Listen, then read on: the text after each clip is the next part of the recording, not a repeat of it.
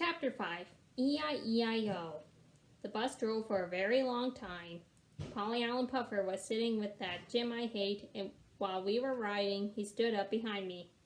Junie B, listen to the song we just made up, he said. Then he and Jim started singing their song loud as they could. Old MacDonald had a nub, E-I-E-I-O, and on his nub he had a hat, E-I-E-I-O. With the nub, with an ow out here and an ow out here and out there, about everywhere and now. Old MacDonald had a nub, E-I-E-I-O. Finally, I covered my ears with my hands so I couldn't hear them anymore. Then I sang a loud song of my own. It's called Ha Ha, I Can't Hear You. I invented the words myself. Ha ha, I can't hear you. Ha ha, I can't hear you. Ha ha, I can't hear you. I sang that song a jillion times, I think. Then all of a sudden, the bus turned down a long dirt road. And oh no, it was the farm. We're here, shouted the children, very thrilled. I looked out the window.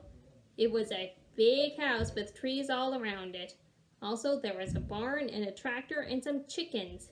I did a big gulp at those peccary things, because chickens have pointy lips, just like roosters. I quick scrunched down on the bus floor.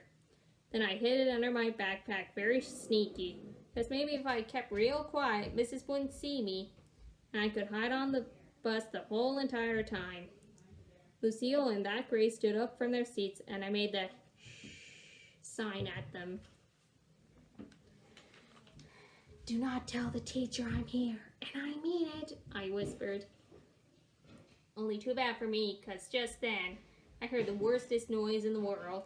It was the noise of Big Dumb Tattletale Boy. Teacher, Junie B is hiding on the floor. I see her, shouted that meanie Jim. Shh, I yelled, but Jim did not shh. Instead, he jumped right up on the bus seat, and he pointed his finger at me.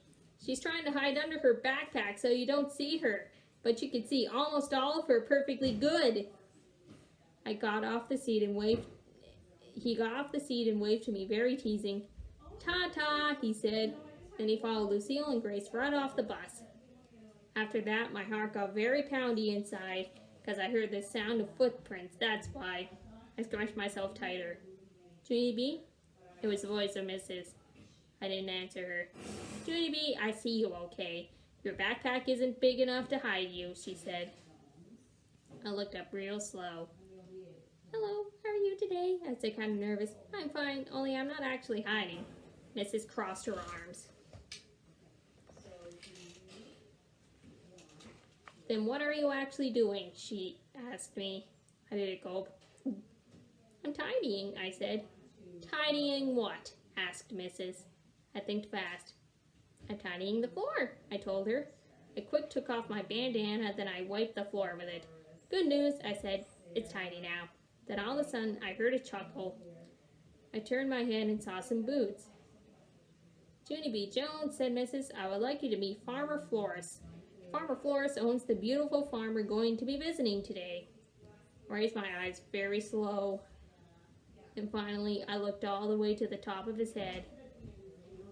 That's when my arms got shivers all over them. Because guess what? Farmer Flores was wearing a hat.